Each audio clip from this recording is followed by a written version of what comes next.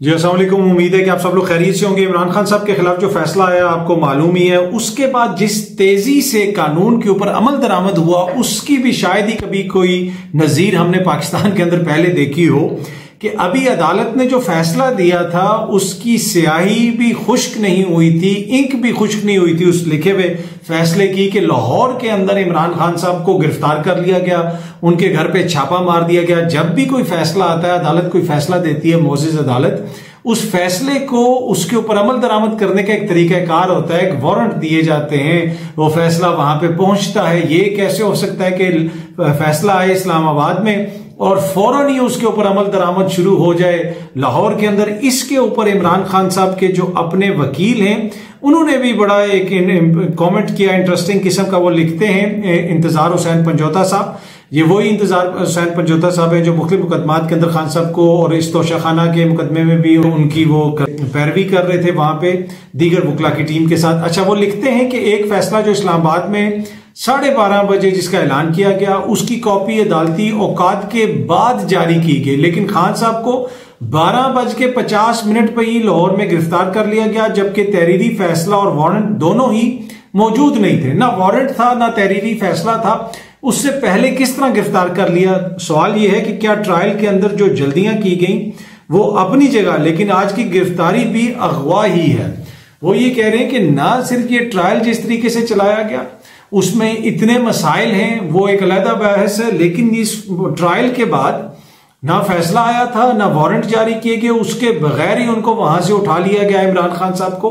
तो ये भी एक तरह का अगवाई है। अब इमरान खान साहब की गिरफ्तारी के बाद मैं एक चीज तो आपको हतमी तौर पे बता दूं, अब तो वैसे वो पिंडी आ चुके हैं, उनका कोई तिबी मुआयना वगैरह भी हो रहा है, कहा जा रहा है उनको मोटरवे के जरिए लाया गया, लेकिन उनकी गिरफ्तारी करने वाली टीम के अंदर और वहां पे जो लाहौर की इंतजामिया है वहां पे हमारे जराए ने पहले हमें यह बताया कि उनको जहाज या हवाई, जिसे आप कह सकते हैं बाय एयर, इस्लामाबाद मुंतकिल किया जाएगा। इस हवाले से मुतज़ाद इंफॉर्मेशन है। पर एनीवे एक चीज जो बड़ी कंफर्म है वो मैं आपको बता दूं कि अब आप देखेंगे कि आने वाले दिनों में बहुत सारे बाखबर किस्म के, इंतहाई बाखबर किस्म के एंकर सहाफी वो आपको बता रहे होंगे कि इमरान खान ने अंदर ये कह दिया, जब उसको गिरफ्तार करने गए तो वहां पे ये हुआ, उन्होंने वो इधर छुपा हुआ था, उसने अपने खिलाफ ही बोलना शुरू कर दिया, वो तोते की तरह बोल रहा है। इस तरह के कुछ किरदार हैं जो हर गिरफ्तारी के बाद इस किस्म की बातें आपको करते हुए सुनाई देते हैं, दिखाई देते हैं। ऑल्दो वो किसी भी चीज के ऊपर कमेंट नहीं करते कि जो बंदा गायब है, जिसका पता ही कहीं पे नहीं है कि वो बंदा किधर है, उसके हवाले से कहेंगे कि जी वो तो वादा माफ गवाह बन रहा है, उसने ये बोलना शुरू कर दिया, उसने वो कुछ शुरू कर दिया। इमरान खान साहब के हवाले से ये नोट कर लें, ये लिख लें, ये आप नोट कर लें आज की तारीख में कि ये आने वाले दिनों के अंदर, घंटों के अंदर आप देखेंगे कि बाखबर सहाफी जो है वो इस तरह की चीजें आपको बताते हुए बता रहे होंगे कि उधर जब वो गिरफ्तार हुए तो इमरान खान ने ये कह दिया, उनके घर में ये हो गया, उनकी अहलिया ने वो कह दिया। ऐसी ऐसी बातें जिनका ना सर होगा ना पांव होगा, ना जिसके अंदर मंतक होगी, ना जिसको अकल मानेगी, वो ऐसे ऐसे दावे करेंगे, ना जो आइन के मुताबिक होंगे ना कानून के मुताबिक होंगे, लेकिन वो इंफॉर्मेशन आपको पूरी देंगे। बाकी मुश्तरका मफादात जो कौंसल है उसका भी इजलास हुआ, उसके ऊपर भी मैं आता हूं, थोड़ी सी उस वाले से भी कुछ तफसीलात हैं वो आपसे शेयर करूंगा। असद कैसर साहब और दीगर जो लोग हैं वो इमरान खान की गिरफ्तारी के ऊपर अपना रद्द-ए-अमल भी दे रहे हैं। इमरान खान की गिरफ्तारी और मुश्तरका मफाद कौंसल में डिजिटल मरदमशुमारी की मंजूरी, नई हल्का बंदियों के नाम पर इलेक्शन को 5-6 महीने के लिए आगे ले जाना, ये सब पाकिस्तान तहरीक इंसाफ की अवामी मकबूलियत से खौफजदा होने का सबूत है। पीडीएम की 14 जमातें इलेक्शन तो जीत नहीं सकती, पिच उखाड़कर मैच से भागना चाहती हैं। अच्छा, अब ये जो इमरान खान की गिरफ्तारी है, मैंने आपको बताया कि ये इलेक्शंस की तरफ जाने का एक स्टेप भी हो सकता है, इसलिए कि उनको नायल करना, वो जो लेवल प्लेइंग फील्ड थी उसको बनाना बड़ा जरूरी था, और इसीलिए तो अभी तो फैसले की स्याही नहीं सूखी थी तो फैसले के ऊपर कार्रवाई होना शुरू हो गई। अच्छा, मुश्तरका जो मफादात कौंसल है उसका भी इजलास हुआ, उन्होंने मरदमशुमारी जो है उसको एक तरह से रेटिफाई कर दिया, एक तरह से कह दिया कि जनाब ठीक है, उसकी मंजूरी दे दी।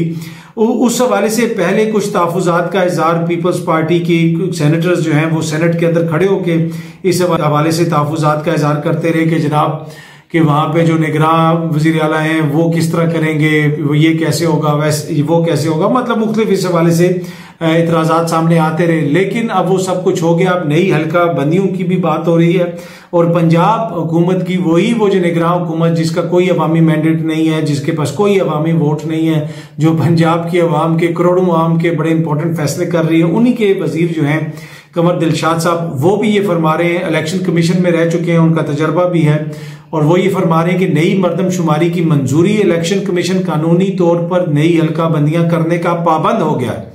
और जो नई हल्का बंदियां हैं वो इतनी 90 रोज के अंदर हो पाएंगी नई हल्का बंदियां? ये बड़ा इंपॉर्टेंट क्वेश्चन है। वो किस तरीके से नई हल्का बंदियां होंगी, और नई हल्का बंदियों के हवाले से मुख्तलिफ तहफ़्फ़ुज़ात का इजहार भी किया जा रहा है। मुख्तलिफ लोग अपने अपने जमातें अपने अपने तहफ़्फ़ुज़ात का इजहार कर रही हैं। फवाद चौधरी साहब ने भी कहा है कि नई मरदमशुमारी जो है पंजाब के सियासी हकूक के ऊपर सबसे बड़ा डाका है। क्या हुआ कि पंजाब की आबादी इतनी कम हो गई, मतलब ऐसा क्या हुआ कि पंजाब की आबादी इतनी कम होगी कि कौमी असेंबली की 8 नशिस्तें कम हो गई हैं? सवालिया निशान के साथ उन्होंने फवाद चौधरी साहब ने क्वेश्चन किया है। ना तरीक़ाकार पर बहस हुई, ना नताइज की शफाफियत का पता है। इसके नतीजे में जेलम चकवाल जैसे अजला में सिर्फ एक नशिस्त के अजला जो बन जाएंगे, सिर्फ वहां पे एक नशिस्त रह जाएगी। मुल्तान, लाहौर, गुजरांवाला की भी नशिस्तें खोनी पड़ेंगी। पंजाब के सियासतदानों का रवैया मायूस कुन है और अब खुद इस मरदमशुमारी को अदालत में चैलेंज करने का वो इरादा रखते हैं। ये भी उन्होंने अपनी ट्वीट के अंदर कहा। तो ये सूरत हाल है जनाब। इस वक्त इमरान खान साहब को पकड़ लिया गया है। उनकी पार्टी जो है आला अदालतों के अंदर इसके ऊपर अपील करेगी। जो वकील हैं, जो कानूनी माहिरीन हैं, उनसे मेरी बात हुई है। 2-3 मुल्क के चोटी के माहिरीन से मेरी बात हुई। उन्होंने कहा कि इस फैसले के अंदर इतने मसाइल हैं, कानूनी तौर पे इस फैसले के अंदर इतने ज्यादा मसाइल हैं कि ये फैसला 1 मिनट भी किसी भी आला अदालत में खड़ा नहीं हो सकता। ये फैसला उड़ा के रख देगी जो भी अदालत इसको देखेगी।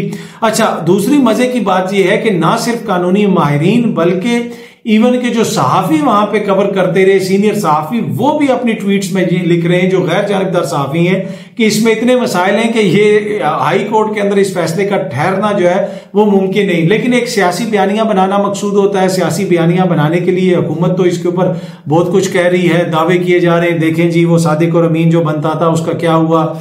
लेकिन बड़ा क्वेश्चन वही है कि क्या इस फैसले से आम वोटर के ऊपर कोई असर पड़ेगा? उसका फैसला आप खुद मुझसे ज्यादा बेहतर कर सकते हैं। ये जनाब अब तक की तफसीलात आप देखते हैं कि खान साहब को कहा जा रहा है जी अडयाला लेके जाएंगे या अटक जेल लेके जाएंगे।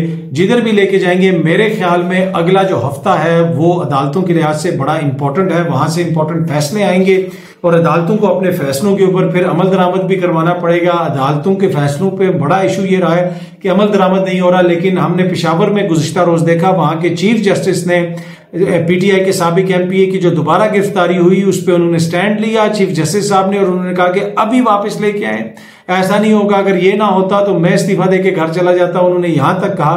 तो ये हालत है। अब देखते हैं कि आगे केस किस तरफ जाता है, क्या चीजें होती हैं, इसमें मेरिट कितना है, वो तो अब मोअज़्ज़ज़ अदालत के अंदर ही आर्ग्यू होगा। कानूनी तौर पे ये जंग लड़ी जाएगी और यही एक बेहतर तरीका है। बाकी इस हवाले से जो भी मजीद तफसीलात होंगी, मेरी कोशिश होगी कि आपको अप टू डेट रखा जाए। Thank you so much.